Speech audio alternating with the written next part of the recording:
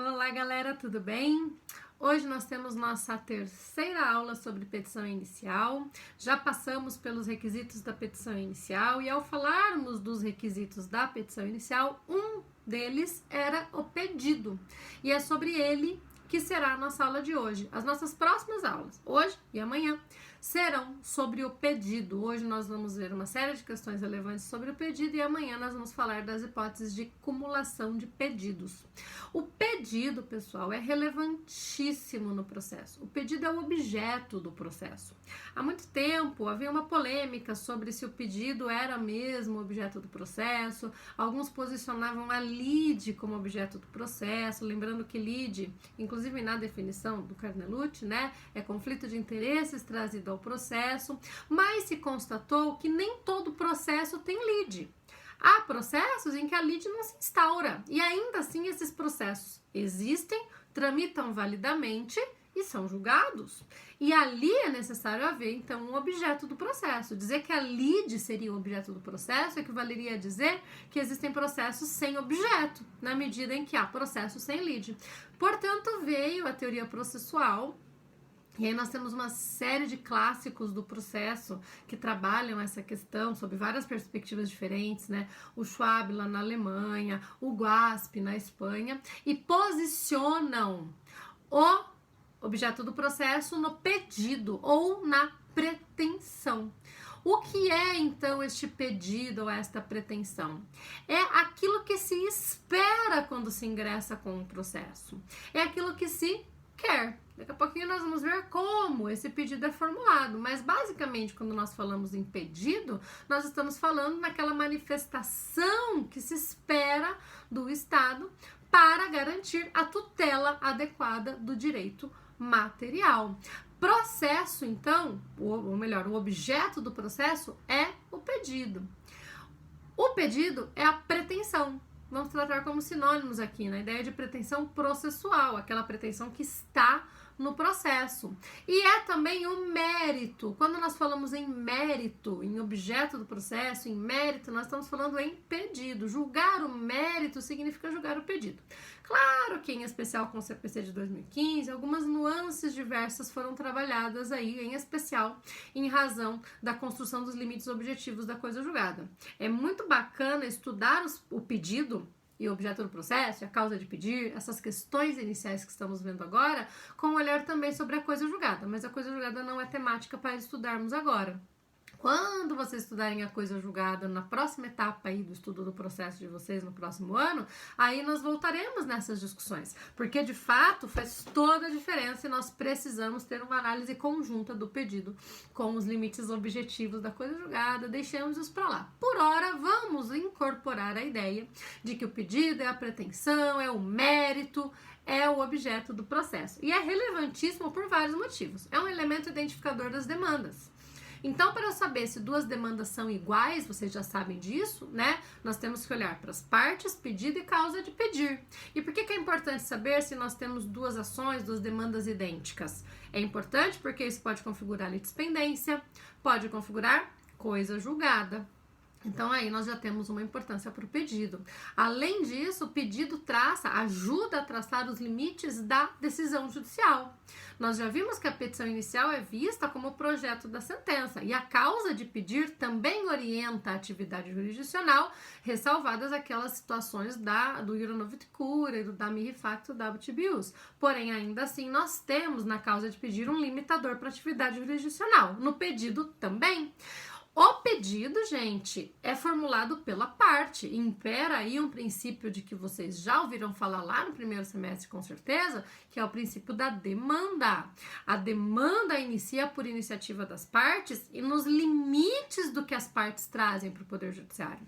E isso está atrelado diretamente com um outro princípio muito importante, que é o princípio da correlação ou congruência, que embora se aplique mais diretamente à sentença e também será estudado por conta disso lá nas aulas de sentença, tem toda a relevância porque justamente é um princípio que diz que o juiz, na hora de proferir a sua decisão, não pode alterar os limites do que foi trazido na petição inicial. Então, vejam como o princípio da demanda e o princípio da correlação ou congruência estão dialogando juntinhos. Eu preciso saber quais são os limites postos pelas partes para, então, saber os limites da atividade jurisdicional.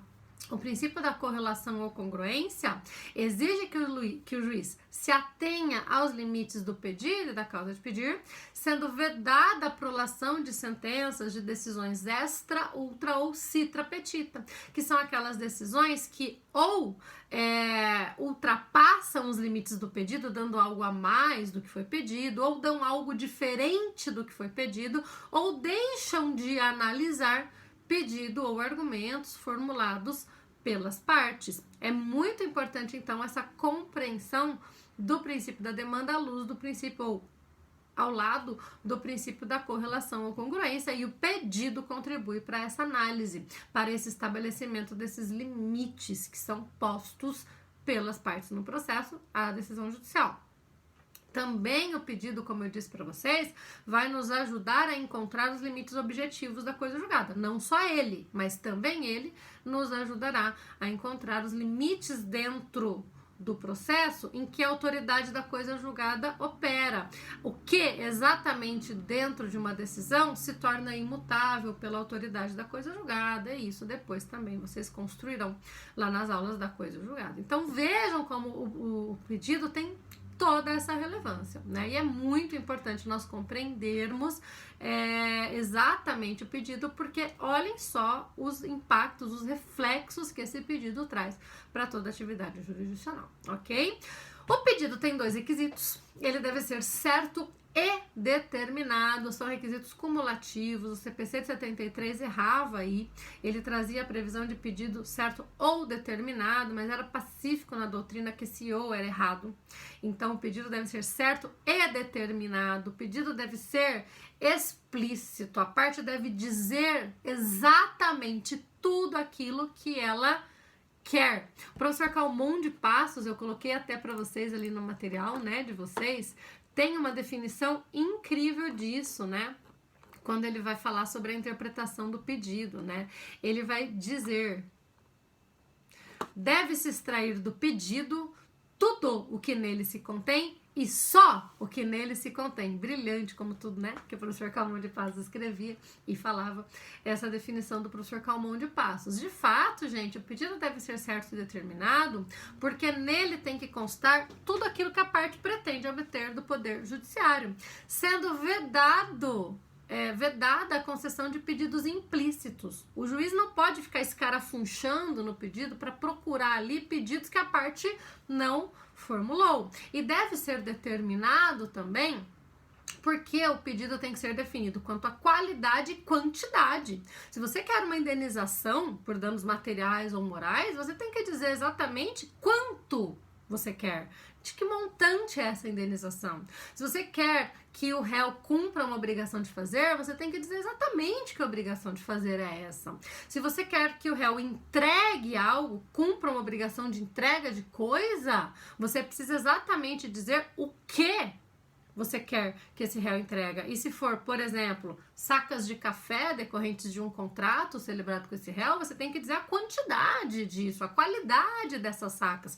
Tem que haver, então, uma certeza e determinação do pedido. Admite-se, olhando para a ideia do pedido certo, alguns pedidos implícitos, expressamente previstos em lei. Então, juros legais, que são juros de mora, correção monetária, os ônus de sucumbência, condenação daquele que perde ao pagamento das custas e honorários advocatícios, medidas de apoio que são utilizadas pelo juiz para incentivar o cumprimento da obrigação, então entregar a coisa sob pena de multa ou sob pena de busca e apreensão, essas medidas também podem ser vistas sob a perspectiva do pedido implícito. Prestações vincendas, aquelas prestações que se vencerem no curso da demanda, em caso de alimentos, em caso de condomínio, por exemplo, quando você propõe uma ação entrando com um pedido de cobrança de condomínios, aqueles que se vencerem depois da propositura da ação podem ser incluídos na decisão.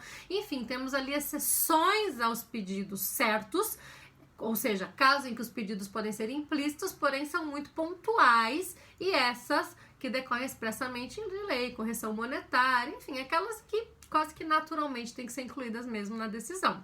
Olhando para a determinação, ela diz respeito à vedação a pedido genérico. Não se pode formular pedido genérico. O pedido tem que ser identificado quanto à qualidade e quantidade, como eu disse para vocês, mas há algumas exceções que o código traz ao pedido genérico. Em primeiro lugar, aquelas ações em que há necessidade de uma conduta do réu para que você consiga saber o valor que você tem a pedir. Por exemplo, em ações de prestação de contas, né? Em ações de exigir contas, usando a definição mais atual,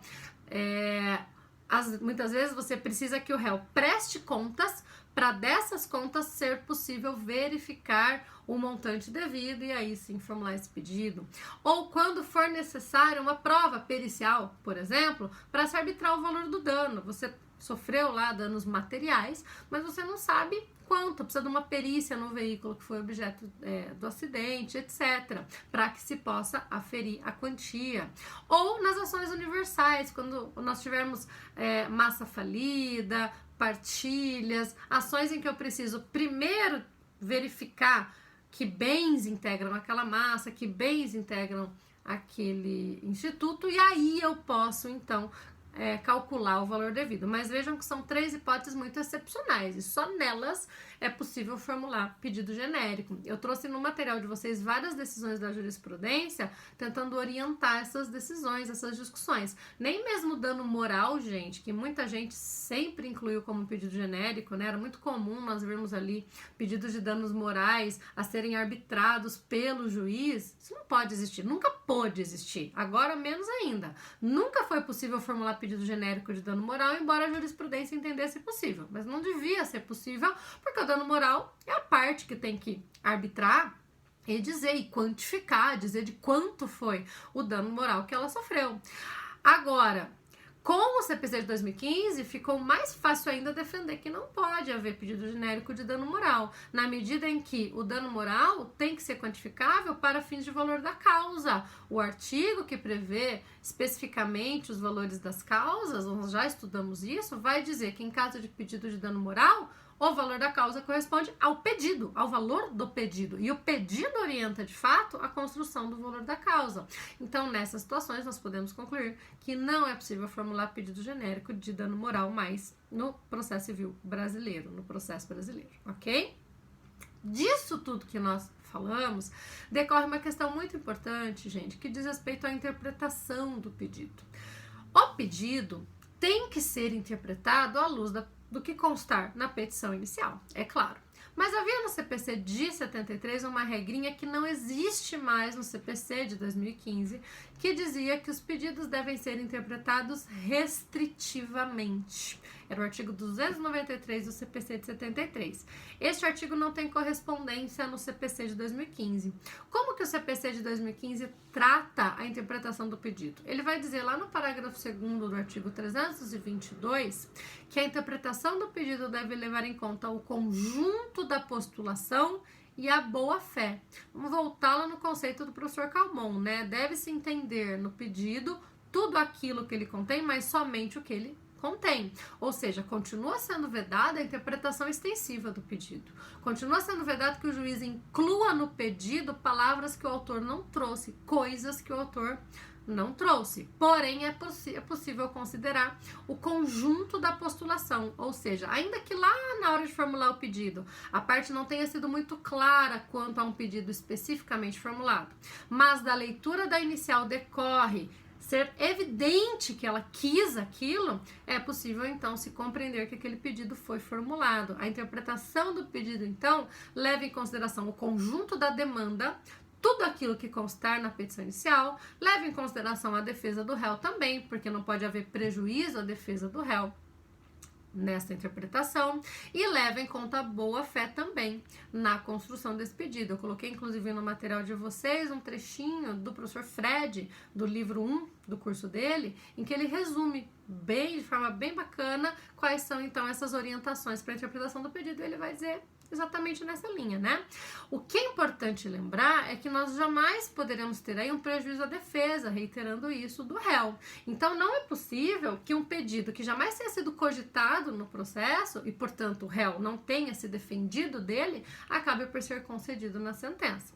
E aí nós temos um grande problema, gente. Por quê? Sentença proferida fora dos limites do pedido, ou seja, sentença que interprete o pedido para além daquilo que é autorizado, é sentença extra ou ultra petita e viola o princípio da correlação congruência.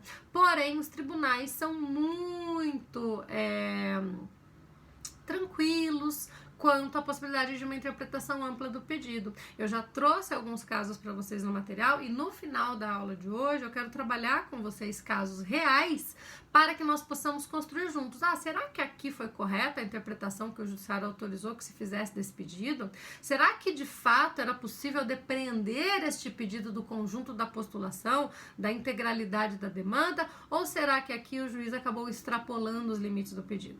Nós já fizemos um exercício parecido quando estudamos a causa de pedir, lembram-se? Na medida em que se autoriza o iura novtkura e o dami refacto da habeas, eu trabalhei com vocês situações para nós verificarmos se naqueles casos o judiciário estava de fato qualificando de forma diversa, juridicamente diversa, os fatos, a causa de pedir trazida pela parte, ou se ele estava extrapolando os limites do que essas regras autorizam que ele faça, né? E ali vocês já puderam notar que há uma certa confusão do judiciário e muitas vezes uma flexibilidade muito grande à interpretação da causa de pedir. O mesmo vai acontecer com relação ao pedido. Então é muito importante que nós possamos olhar especificamente para esses casos que eu vou trabalhar com vocês, para que nós possamos tentar estabelecer aí algumas balizas de interpretação do pedido para evitar que se extrapole os limites da correlação à congruência, o que acaba por violar também o contraditório, também garantias fundamentais do processo, ok?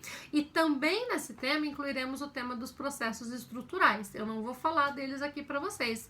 Eles são objeto do texto da aula de hoje.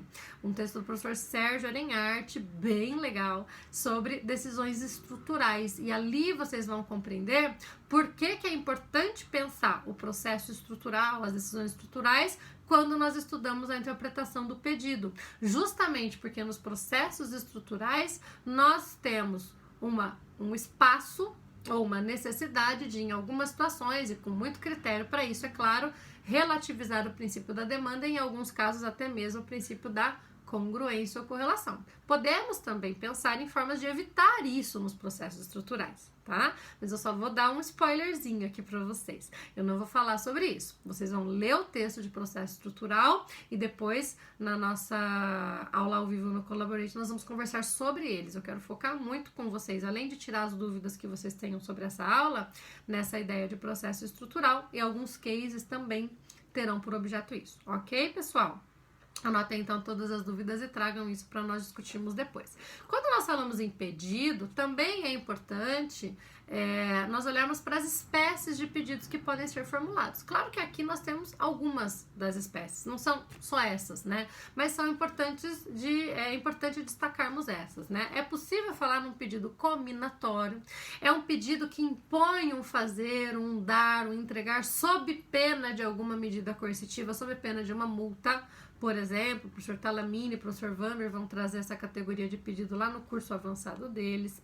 Temos também o pedido alternativo, que decorre de obrigações alternativas. Cuidado para não confundirem com as formas de cumulação de que falaremos amanhã, gente. Lá nós vamos ver que também existe uma forma de cumulação alternativa, não é disso que estamos falando. O pedido alternativo é aquele pedido que decorre de obrigações alternativas. Obrigações alternativas, e isso nós puxamos lá do direito civil, são aquelas em que num contrato está previsto que a obrigação pode ser cumprida de um modo ou de outro. E aí, então, haverá necessidade de se escolher o modo de cumprir a obrigação para, então, se pedir o seu cumprimento. Quando o contrato prevê que a escolha é do autor, ele já formula um pedido certo. Ele não formula um pedido alternativo. Ele faz a escolha e propõe a ação. Porém, quando a escolha cabe ao réu, se formula um pedido alternativo para que o réu seja citado para fazer a escolha e então cumprir a obrigação a partir dessa escolha realizada, ok? Pedidos subsidiários, aí sim tem a ver com a forma de cumulação subsidiária, que nós também estudaremos amanhã. Ocorre quando a parte formula pedidos em caráter sucessivo, mas numa ordem de preferência. Ela quer mais um. O que ela mais quer é um. Porém, se este um não for atendido, pode ser outro. Eu quero que me seja entregue o bem objeto do contrato. Porém, se não for possível, então, perdas e danos, então a devolução do dinheiro. Vejam que ela formula os dois pedidos, ela não quer os dois. Ela quer ou um ou outro, mas um ela quer mais. São pedidos subsidiários e nós voltaremos neles lá na aula de cumulação de pedidos. E pedidos de prestações periódicas, prestações sucessivas, são pedidos em que há várias prestações a serem cumpridas e aquelas que se vencerem no curso da demanda podem ser incluídas na condenação, já mencionei isso para vocês hoje. Alimentos, condomínio, juros, aluguéis, etc. são pedidos de prestações sucessivas, vão se repetindo no tempo e essas prestações podem ser incluídas então na condenação. E por fim, pedido de prestação indivisível, que decorre da obrigação indivisível, aquela obrigação que não é possível se dividir entre vários credores, e então aquele credor que propõe a ação pode pedir a obrigação integralmente e depois todos os demais credores vão poder receber a sua parte na obrigação, devendo indenizar, reembolsar aquele credor que entrou com a ação pelos custos que ele teve para receber a obrigação toda na medida em que ela era indivisível, ok, gente? Bem tranquilo isso, são espécies de pedidos que podem ser formulados a depender da pretensão, aí sim, de direito material, a depender daquilo que a parte quer, daquilo de que ela precisa, ela traz, então, isso para o processo, formulando a sua pretensão processual à luz de todos esses critérios e dessas possibilidades, ok? Amanhã nós veremos formas de se cumular pedidos, de se juntar possibilidades de se unir pedidos. Eu quero 2 coisas, 3, 4, como que eu posso formular isso? Isso vai ficar para amanhã. Por fim, para terminar hoje, há a possibilidade de alterar o pedido. A alteração do pedido pode ser realizada pelo autor, assim como a alteração da causa de pedir, a alteração da demanda, pode ser realizada pelo autor até a citação do réu, sem a concordância do réu. Depois que o réu veio para o processo, é possível ainda assim alterar o pedido ou a causa de pedir, porém é necessária a concordância do réu para isso. Sem a concordância do réu não acontece a alteração. Isso decorre da ideia de estabilização da demanda que acontece com a citação. Mas mesmo com a concordância do réu, qualquer alteração só poderá ser realizada até o saneamento. Depois do saneamento, não se realiza mais nenhuma alteração no pedido ou na causa de pedido. Ok, pessoal? Daqui a pouquinho nos encontramos no Colab para tirarmos as dúvidas e solucionarmos juntos os exercícios. Deem uma olhadinha lá nos itens que eu indiquei do texto do professor Sérgio para vocês, para nós também conversarmos sobre processos estruturais que terão relação com alguns dos cases que eu trarei para vocês. E amanhã nós continuamos no pedido com um olhar sobre a acumulação de pedidos. Um beijo e até daqui a pouco.